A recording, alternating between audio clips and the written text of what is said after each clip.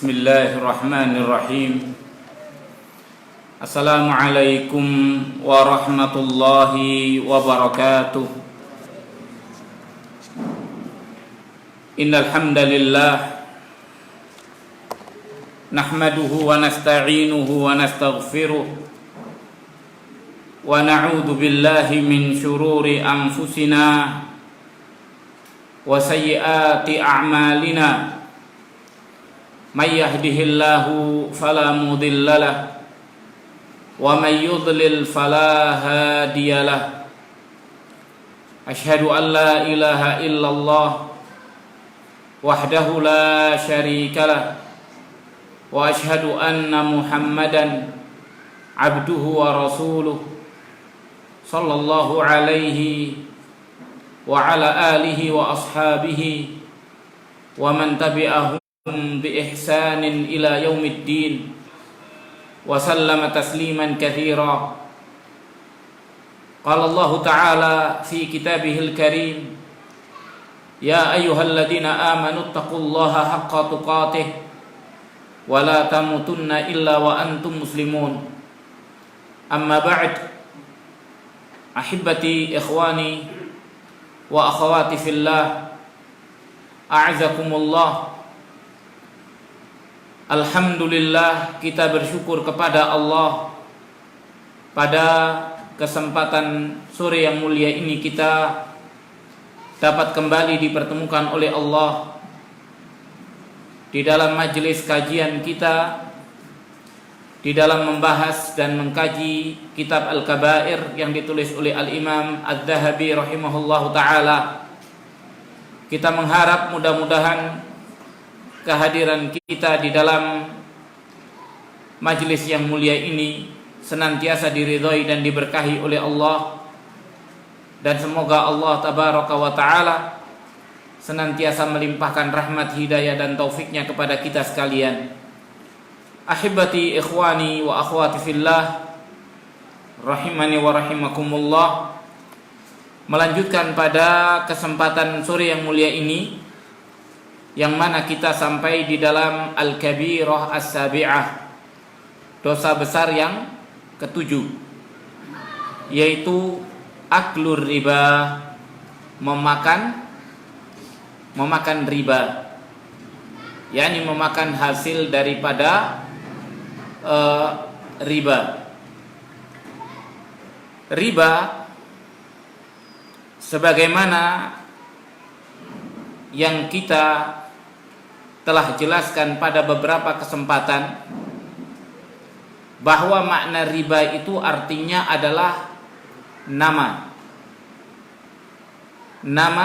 wazad, tumbuh dan bertambah. Roba yarbu itu nama wazad, tumbuh dan bertambah. Maka segala sesuatu yang tumbuh dan bertambah, maka itu adalah riba. Itu adalah riba. Makanya Allah Subhanahu wa ta'ala yurbis shadaqat, menumbuhkan sedekah. Allah tabaraka wa ta'ala yurbi as-shadaqat, menumbuhkan sedekah. Sedekah yang kecil yang kita mengeluarkan untuk Allah Subhanahu wa ta'ala, maka Allah Subhanahu wa ta'ala akan memelihara sedekah itu sampai kemudian menjadi besar. Maka itu adalah sedekah. Tapi Allah Subhanahu wa ta'ala yamhaqur riba, menghapus apa? Menghapus hasil daripada riba. Makanya riba itu artinya apa? Nama wazada, tumbuh, apa yang tumbuh dan bertambah. Dan riba ada dikatakan riba ada dua. Ada yang namanya riba nasi'ah dan riba fadl. Riba nasi'ah itu adalah apa yang tumbuh dan bertambah dikarenakan nasa. Nasa itu adalah tenggang waktu. Nasi'ah itu adalah pengakhiran daripada tenggang waktu atau batas waktu. Makanya pada pelajaran tafsir kita membahas tafsir surat At-Taubah yang mengatakan nasi'ah itu ziyadatun fil kufr, yakni pengakhiran bulan Muharram kepada bulan Safar, bulan-bulan haram diakhirkan, itu adalah tambahan daripada kekufuran. Makanya ziyadah, tambahan, dikarenakan diakhirkan waktu pembayaran, maka itu disebut riba nasi'ah. Seorang hutang, kalau ia hutang 1 bulan, tambahnya 1%. Kalau hutang tenggang waktunya 2 bulan, tambahnya 2%. Kalau hutangnya 1 tahun, 12%. Maka tambahan ini disebut riba. Riba apa? Riba nasi'ah. Karena riba yang ditimbulkan daripada diakhirkan waktu pembayaran, dikarenakan tenggang waktu yang diakhirkan daripada pembayaran. Ini dinamakan riba nasi'ah. Riba yang kedua adalah riba fadl, atau yang lebih dikenal dengan sebutan riba al-Abbas. Riba al-Abbas, karena yang mempraktekkan hal itu pertama kali adalah Al-Abbas ibn Abdul Muttalib. Riba ini adalah dia disebut riba fadl. Fadl itu artinya kelebihan, yaitu tukar menukar jenis yang sama tapi memiliki kelebihan. Maka kelebihan daripada tukar menukar dari jenis yang sama itu disebut apa? Riba. Tapi ribanya riba apa? Riba fadl. Dan itu terjadi, dikatakan oleh Rasul Shallallahu Alaihi Wasallam pada 6 jenis makanan. 6 jenis makanan itu apa saja?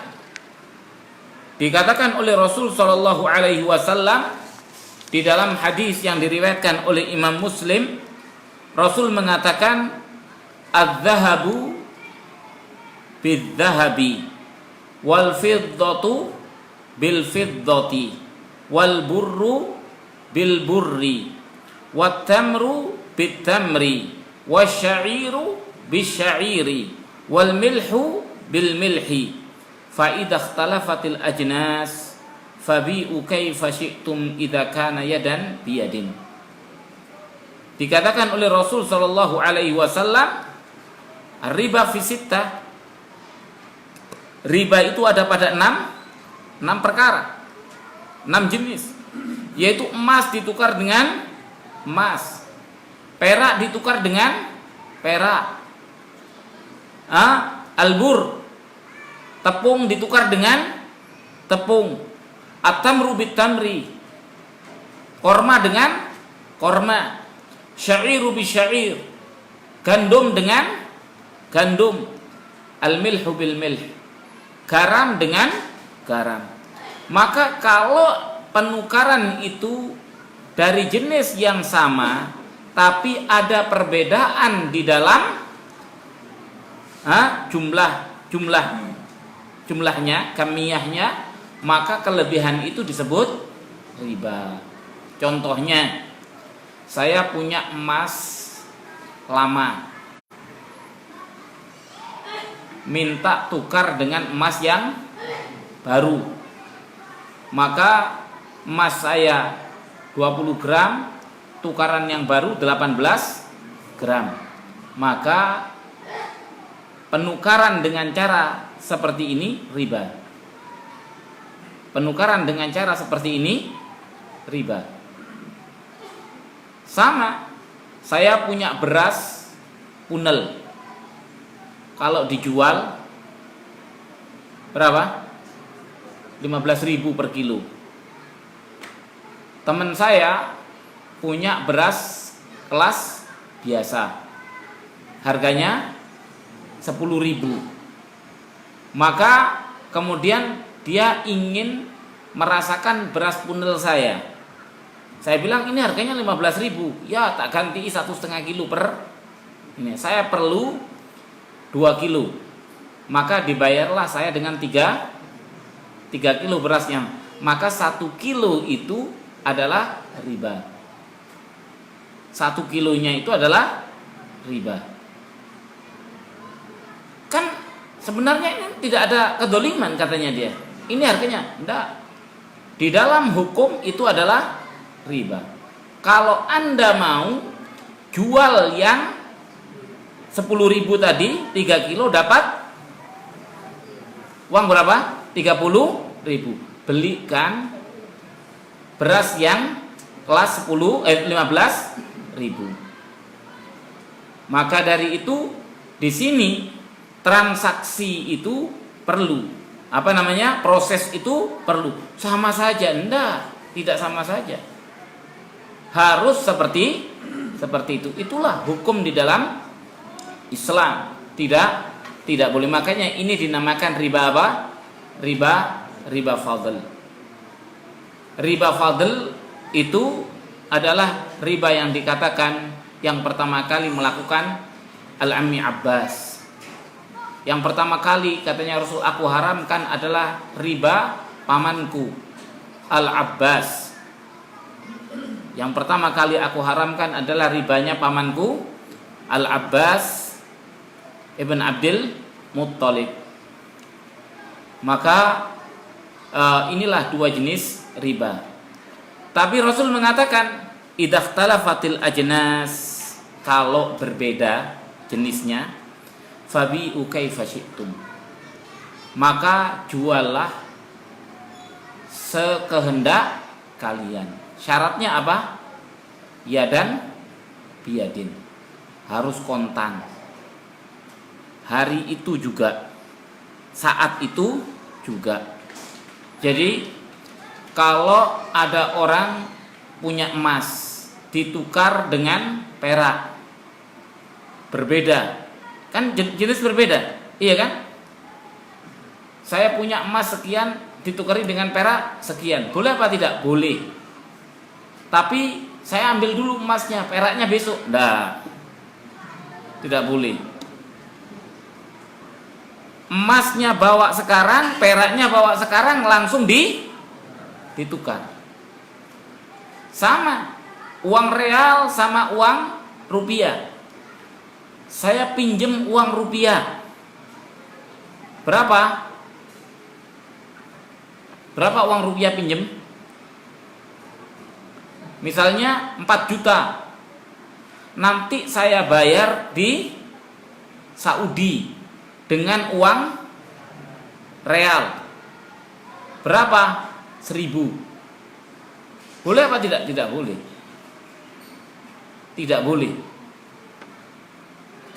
Kenapa? Harus yadan biyadin. Hutang yang seperti itu tidak boleh. Kalau hutang rupiah dibayar rupiah, hutang real dibayar real. Ini yang sering orang jamaah haji, iya kan? Hutang rupiah, kebetulan ada saudara di sana. Kau bayari dulu belanjaan istriku. Uang belanja setiap bulan, nanti ketika haji ketemuan di Mekah, aku bayar pakai uang real. Tidak boleh. Tidak boleh. Hutangnya rupiah harus dibayar rupiah. Sebab harga real sama ini berubah apa tidak? Berubah, berbeda. Maka dari itu harus apa? Kalau hutang rupiah ya dibayar rupiah, hutang dolar dibayar dolar, seperti itu. Kalau mau ditukarkan dulu. Ini saya punya uang ini, saya tukarkan dulu. Iya, ditukar dulu, kemudian dibayarkan. Maka seperti itu, itulah syarat daripada ini. Maka inilah dua jenis riba.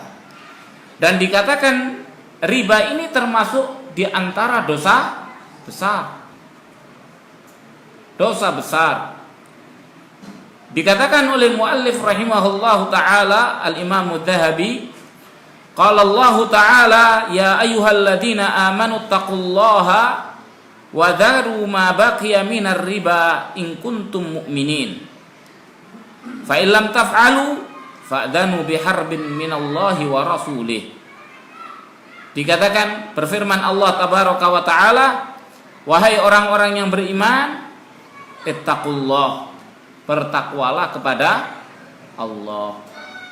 Yakni bertakwa kepada Allah itu dengan menjadikan antara diri engkau dengan Allah sesuatu yang menjadi wiqayah, penghalang. Yakni ittaqullah artinya takutlah kita kepada Allah.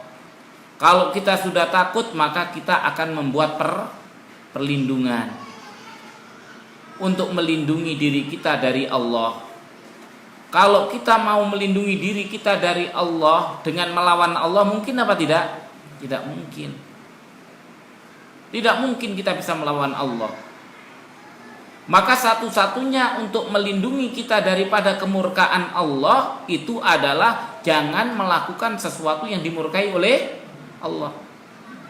Lakukan apa yang menjadi kecintaan Allah. Maka dengan cara seperti itu itulah yang disebut dengan takwa. Kita akan bisa melindungi diri kita dari kemurkaan Allah, dari azab Allah subhanahu wa ta'ala. Makanya ittaqullah wa dharu ma baqiya minar riba, tinggalkan apa yang tersisa daripada riba. Ini menunjukkan bahwasannya riba itu sesuatu yang dimurkai oleh Allah, dimurkai oleh Allah subhanahu wa ta'ala. Tinggalkan. Setelah kita mendengar tentang haramnya riba, maka kita harus meninggalkan riba itu. In kuntum mu'minin, kalau kalian itu beriman. Ini menunjukkan bahwasanya iman itu tidak cukup dengan hati, tapi iman itu harus ada perbuatan yang menunjukkan akan keimanan. Di antara perbuatan yang menunjukkan keimanan adalah meninggalkan riba. Tidak bisa orang mengatakan saya beriman tapi kemudian tidak mau melakukan konsekuensi daripada keimanan. Makanya Allah mengatakan in kuntum mu'minin, kalau kalian beriman. Fa illam taf'alu, kalau kalian tidak melakukan, di sini Allah baru menunjukkan kemarahannya. Fa'dzanu, maka i'dzanu. Apa artinya i'dzanu? Umumkan. Biharbin minallah, umumkan dengan peperangan dari Allah, wa rasulihi, dan rasulnya. Allah dan rasulnya mengumumkan peperangan. Kalau orang mau berperang dengan Allah dan rasulnya, apa bisa menang? Maka kita lihat tidak akan bisa menang. Berapa banyak orang yang tumbang karena sebab riba. Kalaupun tidak tumbang karena bangkrut, maka ia tumbang karena faktor dihilangkan berkah. Makanya di dalam riba itu Allah tabaraka wa ta'ala memberikan lima apa? 5 hukuman. Allah Subhanahu wa taala memberikan 5 hukuman sebagaimana yang dikatakan oleh Al-Imam As-Sarakhsi. Beliau mengatakan, "Dzakarallahu ta'ala li'akilir riba khamsan minal 'uqubat." Kata Imam Sarakhsi, Allah Ta'ala menyebutkan bagi orang yang memakan harta riba itu 5 hukuman. Apa hukumannya? Hukumannya adalah yang pertama at-takhabbut. Apa at-takhabbut? Apa takhabbut itu? Takhabbut itu seperti orang yang sempoyongan atau seperti orang yang kerasukan. Seperti yang difirmankan oleh Allah di dalam ayat selanjutnya, ayat yang dikatakan wa qala ta'ala, katanya Imam Az-Zahabi, wa qala ta'ala alladzina ya'kuluna ar-riba la yaqumuna illa kama yaqumul ladzi yatakhabbatuhu syaitanu minal mas. Orang-orang yang ya'kulur riba, orang-orang yang memakan harta riba, la yaqumun, mereka tidak akan berdiri illa kama yaqumu alladzi yatakhabbatuhu syaitanu minal mas, kecuali seperti orang yang berdiri yang dirasuki oleh syaitan dari kerasukan. Nanti pada hari kiamat seperti orang kerasukan. Ini orang yang linglung, seperti orang gila yang kerasukan syaitan, seperti itu. Maka ini hukuman yang pertama. Hukuman yang kedua dikatakan oleh Allah Subhanahu wa taala apa? Berkahnya dihapus. Berkah dari apa yang dia dapatkan itu dihapus. Mungkin dia kaya, mungkin ini, tapi lihat, dengan kekayaannya itu tidak menjadikan dia bertakwa, tidak menjadikan dia itu beramal saleh, tidak menjadikan anaknya anak yang baik, tidak menjadikan keluarganya keluarga yang sakinah mawaddah warahmah, tidak menjadikan hidupnya tenang. Justru semakin banyak harta yang dihasilkan dari riba, semakin kacau, semakin galau, semakin tidak tenang, semakin tidak bisa tidur. Karena harta yang dimiliki, walaupun semua orang mengatakan enak, tapi dia sendiri merasakan apa? Seperti yang dikatakan oleh Allah, faman a'rada an dzikri fa inna lahu ma'isyatan dzonka. Siapa yang berpaling daripada peringatanku, maka baginya kehidupan yang sempit. Merasakan segalanya. Dia memiliki segalanya, tapi dia tidak pernah tenang dengan segalanya. Justru dia merasa sesak, sempit kehidupannya. Kerjanya paling banyak, iya kan? Kerjanya paling banyak, paling pelit, paling berkahnya dihapus.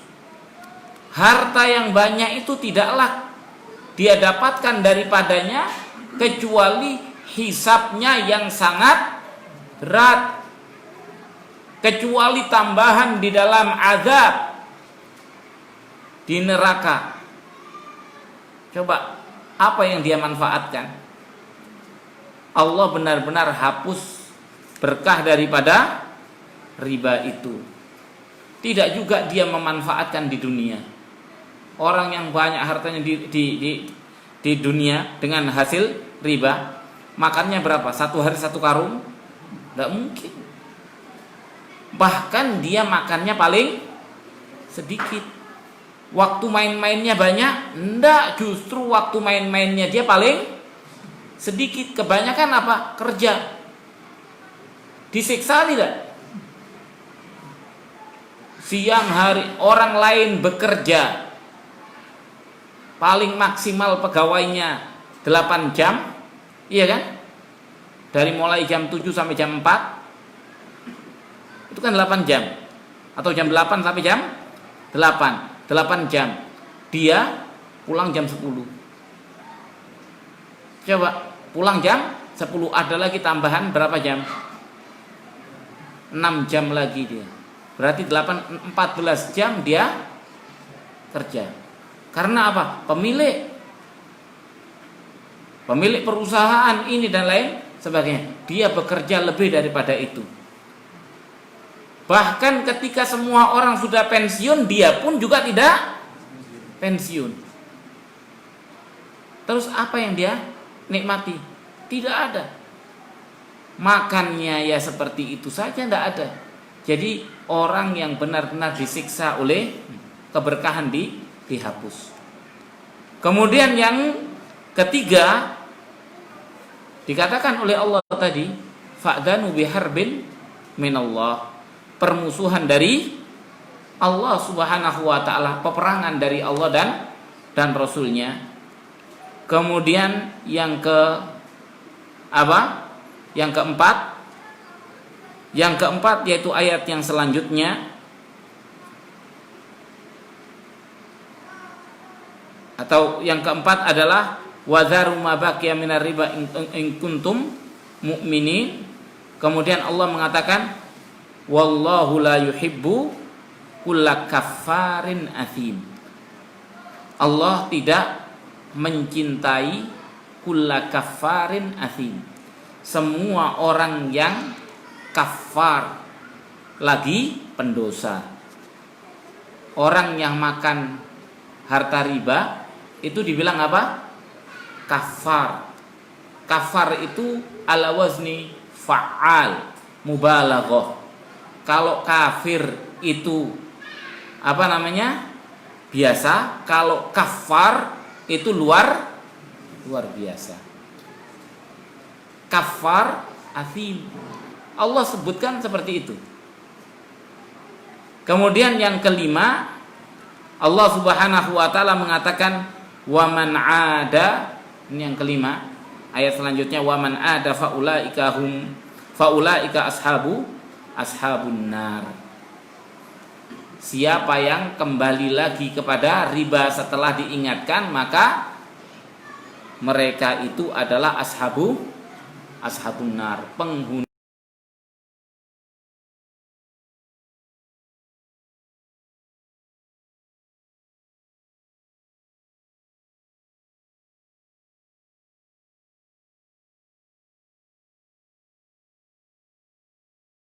yang sangat besar. Maka ini 5 hukuman yang disebutkan oleh Allah di dalam apa? Di dalam Al-Qur'an tentang masalah riba.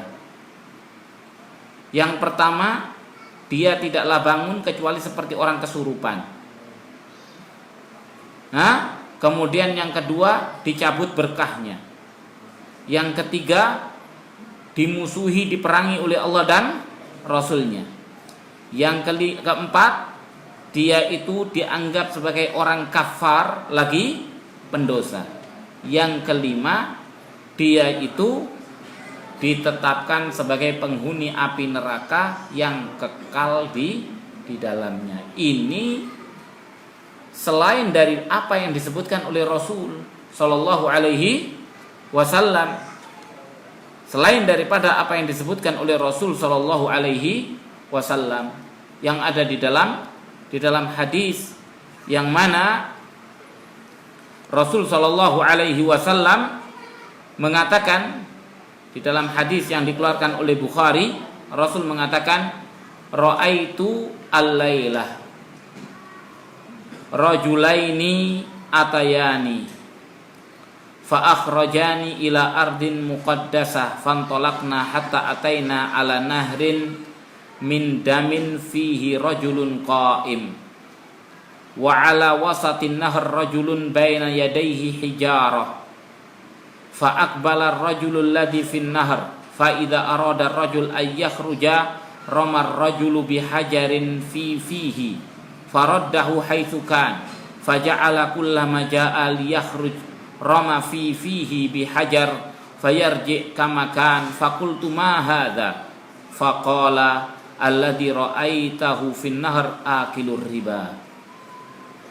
Dikatakan dalam hadis Bukhari, Rasul mengatakan, aku bermimpi pada malam ini, mimpikan 2 orang laki-laki yang datang kepadaku.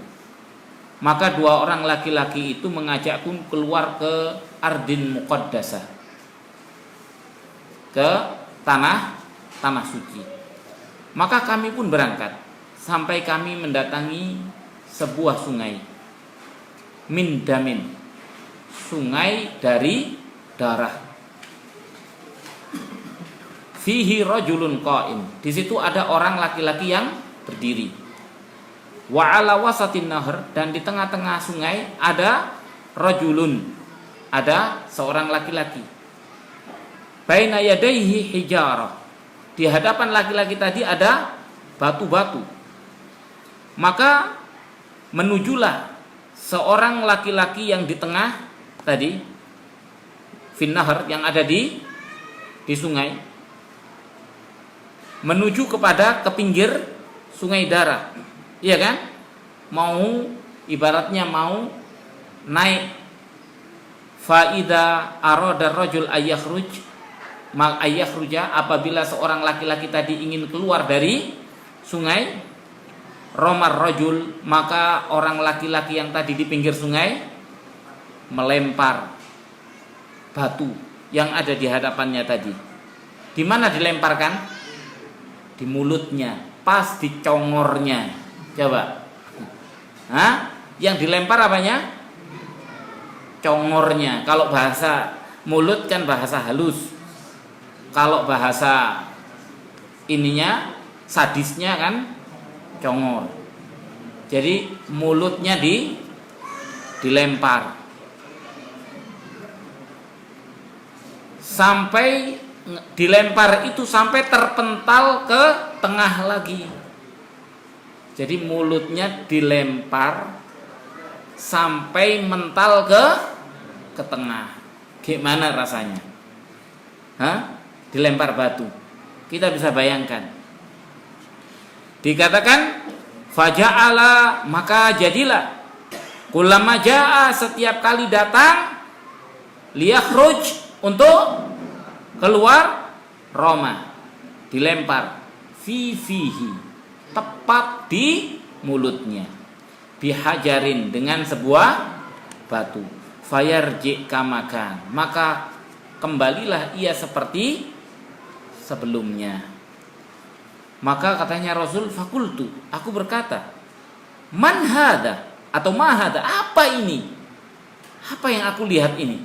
Kok ada orang berenang di sungai darah, mau keluar dari sungai darah, dilempar pakai batu di mulutnya lagi, sampai kemudian kembali sana. Mau keluar lagi, dilempar lagi, seterusnya seperti itu. Dijawab apa? Alladzi ra'aitahu fin nahr akilur riba. Yang engkau lihat di sungai itu adalah dialah pemakan riba. Coba, mereka itu menikmati darahnya orang. Iya apa tidak? Orang kerja jerih payah, dia ongkang-ongkang kaki, dia yang dapat kenikmatan. Semua orang yang minjem uang ke perusahaan riba, maka pemilik riba itu, pemilik perusahaan riba itu, dia kerjanya apa? Nggak kerja. Yang kerja orang-orang yang pinjam itu. Maka dari itu ibaratnya dia menikmati darahnya orang. Maka dia ditenggelamkan di sungai darah. Dan bukan itu saja, kemudian dia setiap kali ingin, bukankah dia ketika nagih datang debt collector, kadang-kadang ada orang yang dipukuli, disita, diinikan oleh debt collector atas dasar suruhan dia, maka balasannya pun sama. Batu di mulutnya, dilempari batu di mulutnya sampai ngerasakan sakit. Makanya siksanya jauh lebih berat. Siksanya jauh lebih berat. Maka dari itu ini di luar dari apa yang disebutkan oleh Allah di dalam Al-Qur'an. Makanya Rasul Shallallahu Alaihi Wasallam mengatakan apa? Sekecil-kecilnya dosa riba itu seperti seorang anak mendatangi ibunya. Makanya itu dosa yang sangat besar.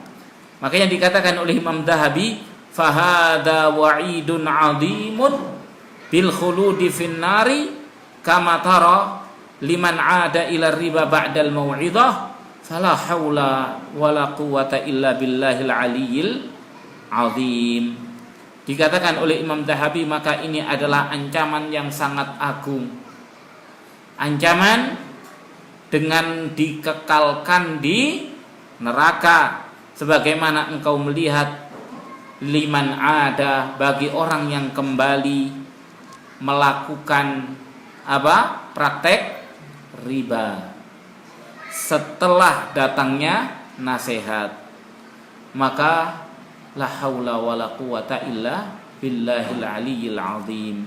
Tidak ada daya, tidak ada kekuatan kecuali dengan Allah yang maha tinggi lagi maha agung.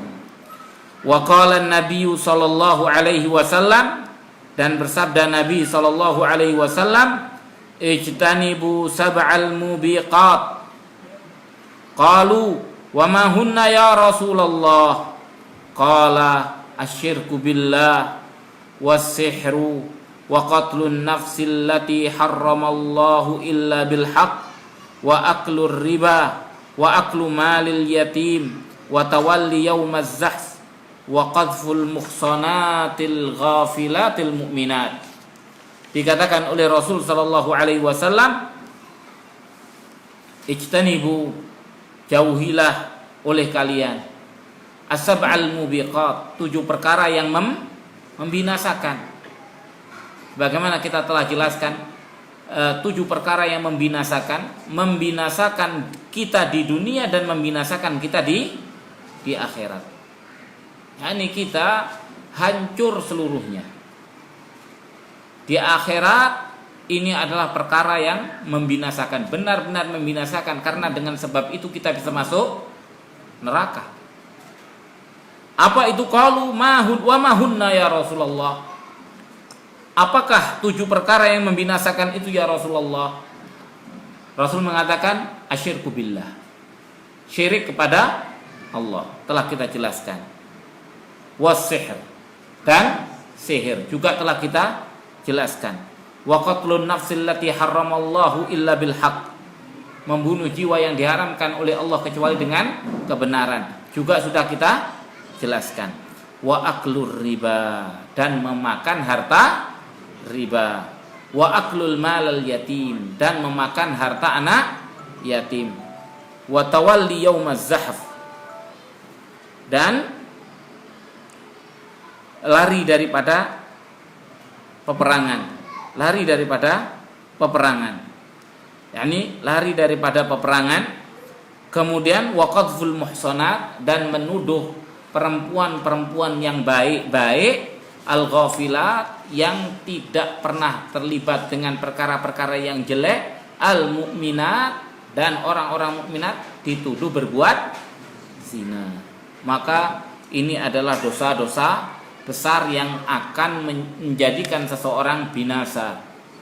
Ini menjadikan orang itu binasa. Dengan ia akan mendapatkan hukuman yang berat yang menghancurkan masa depan dia di akhirat. Syahidnya adalah aklur riba, memakan harta riba. Maka inilah kalau kita lihat betapa besarnya dosa pelaku riba. dan orang yang memakan riba. Dan di dalam riba ini bukanlah orang yang memakan itu satu-satunya orang yang dihukum. Tapi Rasul Shallallahu Alaihi Wasallam mengatakan sebagaimana dikatakan oleh Imam Adz-Dzahabi, wa qala sallallahu alaihi wasallam, la'anallahu akilar riba wa mukilahu. Bersabda Rasul sallallahu alaihi wasallam, Allah melaknat orang yang memakan riba, wa mukilahu, dan orang yang memberi riba. Dua-duanya dilaknat. Hadis diriwayatkan oleh Imam Muslim wa Tirmidzi. Diriwayatkan oleh Muslim dan Imam Tirmidzi seperti itu. Dan Tirmidzi memberikan tambahan di dalam riwayatnya, wa syahidaihi wa katibahu, dan dua orang yang menjadi saksi dan juru tulisnya. Isnaduhu sahih, sanadnya adalah sahih. Maka jadi yang dihukum oleh Allah siapa? Akilur riba, mukilahu nasabah, iya kan? Kemudian syahidaihi wa katibaihi wa katibihi pegawai. Jadi pemilik, nasabah, pegawai. Sama katibnya kan ininya, saksinya biasanya ya pegawainya juga saksinya. Semuanya dilaknat oleh Allah Subhanahu wa taala. Wa qala alaihi salatu wassalam, dan bersabda Rasul sallallahu alaihi wasallam, akilur riba wa mukilahu wa katibahu idza alimu dzalika mal'unun ala lisani Muhammadin yaumal qiyamah, akhrajahun Nasa'i. Pemakan riba, katanya Rasul, dan orang yang memberi makan riba, yakni orang yang nasabahnya, wa katibahu, dan penulisnya, kalau mereka telah mengetahui tentang haramnya riba tapi mereka tetap melaksanakan, dzalika mal'unun, yang seperti itu terlaknat, ala lisani Muhammad, di atas lesannya Muhammad sallallahu alaihi wasallam pada hari kiamat. Hadis dikeluarkan oleh Imam An-Nasa'i. Maka kalau kita melihat di dalam riwayat ini menunjukkan betapa riba itu dosa yang sangat besar. Riba itu dosa yang sangat besar. Makanya kita harus menjauhi segala jenis daripada riba. Dan sekarang ini hampir semua sektor dikuasai oleh riba. Makanya orang yang tidak mau riba dianggap orang aneh.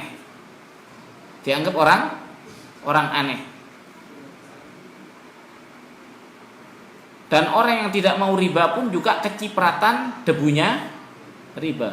Contohnya apa? Ya, orang yang naruh uang di bank, mau tidak mau dia kecipratan debu, walaupun tidak debunya riba. Yani dia kena debu riba. Dia terkena debu daripada riba. Nyimpen uang di bank, dikasih riba apa tidak? Mau nyimpen di rumah kena undang-undang. Coba, boleh tidak nyimpen di rumah uang 1 miliar atau 5 miliar di rumah?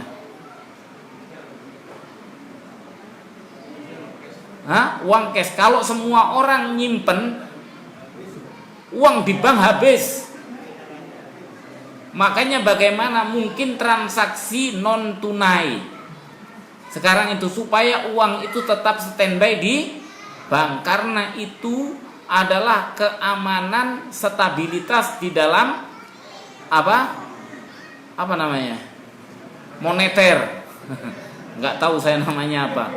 Walhasil supaya perbankan ini aman, agar masing-masing tidak megang uang cash. Sebab kalau megang uang cash, semua orang narik uangnya dari bank dan disimpan di rumah, bangkrut semua bank. Semua bank langsung tutup. Iya kan? Makanya kalau ada seruan masing-masing orang narik uangnya 5 juta saja, bank kalang kabut. Karena tidak ada ini. Tidak ada yang standby. Makanya kita pun coba, kalau kita punya uang di bank, mau narik uang kita misalnya 50 M di bank, mau narik 1 M, mendadak tidak bakalan dikasih. Kalau sampai ambil 1 M, ini orang-orang yang ngambil mau ngambil uang dari mana? Sebab stoknya di sini kurang lebih tidak seperti itu. Cabang itu paling dibekali uang berapa M, diambil 1 M kurang, maka dia harus minta kiriman. Kalau mau ngambil 2-3 hari sebelumnya konfirmasi, baru disiapkan dikirim, bukan ganggu jatah di sini. Maka seperti itu. Makanya kita nyimpen di rumah dimarahi, nyimpen di bank kena dimarahi Allah. Paling enak diinfakkan, disukai oleh Allah Subhanahu wa taala. Diinfakkan. Kalau mau disimpan di Batarat, bank tabungan akhirat. Seperti itu. Maka dari itulah. Makanya di sini inilah kehidupan, semua diliputi oleh ini. Dan semua aturan, seakan aturan di dunia ini sepenuhnya akan mengacu kepada aturan yang dibuat oleh Yahudi. Aturan kependudukan, aturan sipil dan lain sebagainya. Orang harus ikut BPJS. Iya kan? Harus ikut BPJS. Sakit enggak sakit harus. Lah kalau yang bayari pemerintah enggak apa-apa. Kita suruh bayar. Gotong royong, iya kita suruh bayar. Kalau orang yang sakit dibayari pemerintah wajar, tapi rakyat yang miskin suruh bayari orang yang kaya, enggak wajar. Terus seakan tidak mau bertanggung jawab, enggak bisa. Kalau memang ini sudahlah, yang sakit biar nanggung. Kalau pemerintah menjamin warga miskin, dia dikasih BPJS jaminan rakyat miskin, tidak apa-apa. Tapi kalau kemudian orang yang sebenarnya orang yang tidak ingin mestinya dikasih kebebasan, kecuali kalau memang semuanya dijamin kesehatannya oleh negara. Ke rumah sakit mana saja dijamin, ya tidak apa-apa. Kayak di Saudi misalnya, iya kan? Sakit mau di rumah sakit mana saja bebas, tidak ada masalah, karena kemakmuran untuk rakyatnya. Jangan yang dijamin hanya anggota DPR-nya saja. Kalau anggota DPR sakit dijamin tidak? Rakyatnya nggak dijamin. Sudah digaji besar, di ini besar, rakyatnya nggak digaji, nggak dijamin. Maka dari itu yang hal-hal yang semacam ini mestinya harus difikirkan, Jadi kemakmuran negeri ini harus untuk rakyatnya. Wallahu taala a'lam. Makanya riba itu tidak akan memberikan berkah. Seandainya kita itu dikasih oleh Allah Subhanahu wa taala harta, kemudian kita itu bisa keluar daripada riba, kita harus keluar. Karena riba itu tidak akan memberikan keberkahan. Kelihatannya banyak, akan tetapi sesungguhnya kita rugi. Di dunia maupun di akhirat. Maka segeralah kita bertaubat daripada dosa riba. Mudah-mudahan apa yang kita sampaikan ini bermanfaat. Barangkali ini dulu, kalau ada yang bertanya, forum tanya jawab kita buka, dipersilahkan. Insyaallah pada kesempatan minggu yang akan datang atau minggu akan datang mungkin libur. Iya, silakan.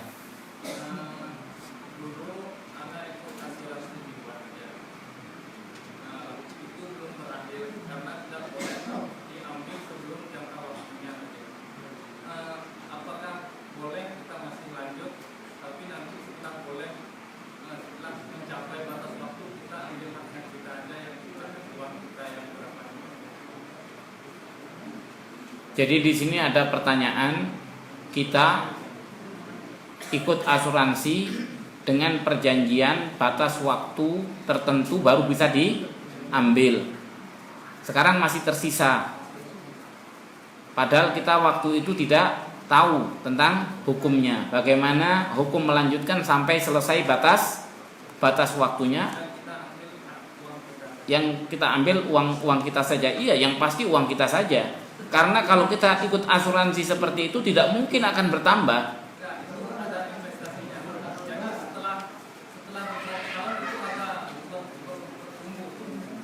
Ya. Oh, kalau seperti itu keadaannya berarti kita hanya ngambil uang kita saja. Kita lanjutkan, kita ambil uang kita. Kalau enggak, uang kita hangus gitu. Kalau diambil belum waktunya. Apa enggak? Biasanya boleh tapi kena penalti. Enggak kena penalti, iya kan? Ya kalau kita boleh, penaltinya itu dibebankan kepada hasilnya tadi. Kita ambil pokoknya kita saja. Iya kan? Jadi kita misalnya harusnya kita dapat 100 juta. Tapi sesungguhnya uang kita cuma 8 juta. Akhirnya dipotong, kena penalti 10% misalnya. Kan 90 juta. Ya sudah, 90 juta kita ambil, yang 80 juta uang kita, yang 10 juta kita istilahnya kita buang untuk sesuatu yang ini. Karena itu bukan hak kita. Kita buang. Jadi iya.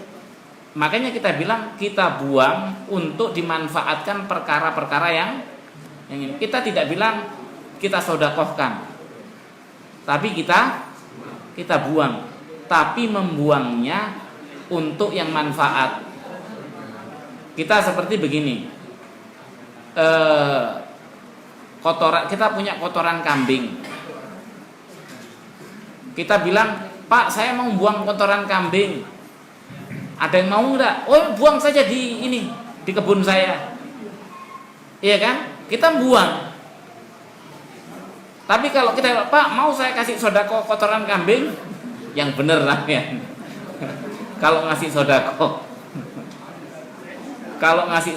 yang bener sampean. Jangan kotoran kambing dikasih sedekah. Ya, ini niatnya kita buang tapi di tempat yang bermanfaat. Itu tempat yang makanya boleh digunakan untuk bikin got, iya kan? Untuk fasilitas umum yang untuk WC, untuk ini dan lain sebagainya. Maka itu boleh digunakan. Untuk jalan-jalan yang belum dipaving, iya kan? Bilang saja ini saya membuang nih. Mau buang. Jadi buang. Jadi ini sumbangan ini, jangan pernah bilang itu sumbangan saya. Itu pembuangan saya, bukan sumbangan. Pembuangan harta kotor saya. Wallahu ta'ala. Kasih tahu dalam surat tadi, ayat tadi disebutkan orang yang sudah mengetahui hukum riba, kemudian dia kembali melakukan riba, dia dihukumi kekal di neraka. Apakah kekal di neraka ini sama kekalnya dengan orang tadi? Iya, kalau orang itu kembali dan dia menghalalkan, maka menghalalkan satu perkara saja yang diharamkan oleh Allah itu menjadi kafir. Nah, menghalalkan. Kalau yang dimaksud itu menghalalkan. Walaupun tidak disebutkan, tapi yang dimaksud adalah menghalalkan. Kalau dia itu menghalalkan, maka dia kafir. Semua orang yang setelah dinasihati dia menghalalkan, yakni menganggap bahwasanya itu adalah sesuatu yang halal, maka kafir. Tapi kalau dia tidak menghalalkan, itu dia sebagai asi, sebagai orang yang bermaksiat. Makanya takwilnya adalah bahwasanya dimaksud itu kembali dalam artian kembali seperti ia sebelum taunya, yaitu menganggap bahwasanya itu adalah sesuatu yang halal, sesuatu yang boleh. Maka itu adalah dosa besar. Itu adalah dosa besar. Dan kita kalau nyampaikan ke masyarakat umum sudah sampaikan itu saja. Sampaikan secara ini. Wa man ada ba'da dzalika fa ulaika humul faman ada dikatakan oleh Allah Subhanahu wa taala tadi apa? Wa man ada fa ulaika ashabun nar hum fiha khalidun. Barang siapa yang kembali, maka mereka itu ashabun nar, penduduk neraka, hum fiha khalidun, mereka di dalamnya kekal. Supaya menjadi apa? Peringatan keras. Supaya menjadi peringatan keras. Sama seperti kita mengatakan man tarokaha faqad kafar. Siapa yang meninggalkan sholat maka ia telah kafir. Enggak usah dirinci. Tidak perlu dirinci. Kalau kafir ini maksudnya kafir begini, maksudnya kafir begini, tidak usah. Biarkan saja seperti itu supaya niatnya adalah tahdzir, tidak menghukumi secara individu. Yang tidak boleh itu menghukumi secara individu. Tapi menghukumi secara umum seperti itu, maka tidak ada masalah. Tidak ada masalah. Jadi faman ada ba'da dzalika fa ulaika hum ashabun nar hum fiha khalidun. Ya sudah, biarkan seperti itu. Ada orang debatnya, sudah diam saja. Tidak usah dijawab. Kalau ada orang yang debat ini tapi maksudnya Allah bilangnya seperti itu. Dah, gitu saja. Berarti saya tidak bilang seperti itu. Pokoknya Allah bilang seperti itu. Maksudnya kafir, sudah sampean pikir sendiri. Hah? Jadi sampean pikir sendiri. Sesungguhnya orang yang seperti itu dia sedang keserang, dia ingin membela diri. Makanya biarkan saja dia. Dia akan kelabakan dengan sendirinya. Dia kelabakan sendiri. Saya nyampaikan ayat, sudah selesai. Tidak usah didebat. Tidak usah didebat. Wallahu taala a'lam. Silakan yang lainnya. Oh, di sini ada pertanyaan, bagaimana hukum pegawai pelaksana tugas perjalanan dinas bila pembelian tiket dan hotel diharuskan menggunakan kartu kredit pemerintah yang saat ini diarahkan negara untuk memaksimalkan penggunaannya. Catatan pelaksanaan pembelian tiket dan pesan hotel bukan pegawai yang bertugas dan sebagainya. Apakah terkena dosa riba? Tidak. Kalau kartu kredit, asalkan itu ada uang cashnya dibayar, tidak ada ininya kan, tidak ada ribanya kan, kecuali kredit yang kemudian menimbulkan riba. Tapi kalau kredit dalam arti di situ adalah ada uangnya seperti kartu debit, maka tidak ada masalah.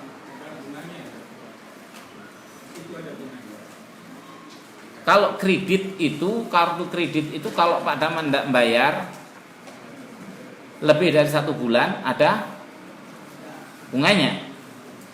Tapi kalau belum jatuh temponya dibayar, enggak. Biaya administrasi lain, kena cas, istilahnya kena cas 2%. Seperti itu, bukan riba. Itu bukan itu biaya tambahan. Tapi yang seperti biaya transfer biaya fasilitas yang diberikan oleh bank. Bank itu produk yang dijual oleh bank itu pertama produk ATM. Produk ATM itu kita menggunakan tidak ada masalah. Karena produk ATM itu kita bayar, iya kan? Pemeliharaan rekening kita bayar. Jadi pemeliharaan rekening bayar, biaya ATM bayar, administrasi bayar. Maka pembayaran yang seperti ini kita bayar fasilitas karena kita menggunakan fasilitas milik bank. Fasilitas ATM bayar kenapa? Karena waktu Anda menggunakan mesin ATM, Anda juga menikmati AC-nya. Syukur kita itu bayar. Kalau kita tidak bayar, kita menikmati hasil riba. Alhamdulillah saya ditarik bayar sehingga saya tidak makan, tidak menikmati riba. Coba kalau nggak bayar. Ini AC yang Anda nikmati waktu masuk ATM itu AC-nya riba. Iya kan? Maka tidak boleh. Permen yang disediakan di ini itu permen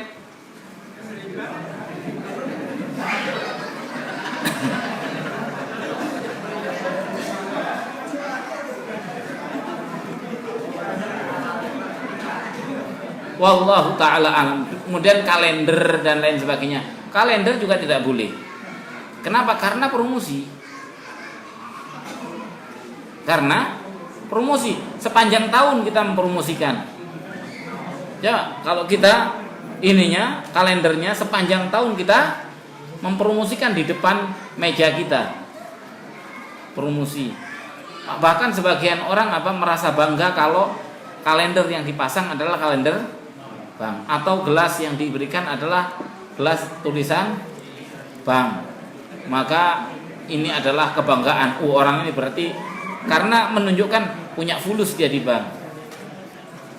Wallahu ta'ala a'lam.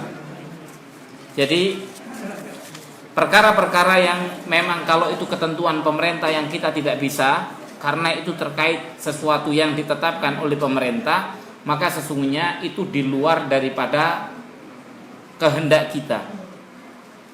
Di luar, seperti misalnya diwajibkan BPJS, ya sudah. Kalau kita ingin bisa menolak, kita menolak. Tapi kalau memang itu ditetapkan, ya sudah. Itu sudah. Seperti halnya pajak. Kalau saya boleh milih, saya tidak bayar pajak. Ya, sayangnya saya dipaksa bayar pajak. Sepeda motor, iya kan dipaksa bayar pajak, kalau enggak ditangkap. Kalau saya boleh milih enggak bayar, saya enggak bayar. Enak enggak bayar. Tapi karena dipaksa ya sudah. Mau apa lagi? Dipaksa. Sekarang kita yang beli bangunan, yang beli tanah, mau transaksi kita bayar. Kita jual kena lagi 5%, iya kan? Mau bangun semua izinnya bayar, izinnya IMB kita suruh bayar. Sebenarnya saya tidak mau bayar kalau boleh, tapi karena dipaksa ya sudah bayar. Gimana lagi? Makanya sesungguhnya itu terpaksa, itu dipaksa. Allah yang maha tahu kalau kita dipaksa. Wallahu ta'ala a'lam. Kita jawabkan wabillahi taufiq wal hidayah wa sallallahu wasallam ala nabiyina Muhammad wa alihi wa sahbihi ajma'in. Subhanakallahumma bihamdika asyhadu an la ilaha illa anta astaghfiruka wa atubu ilaik. Wassalamualaikum warahmatullahi wabarakatuh.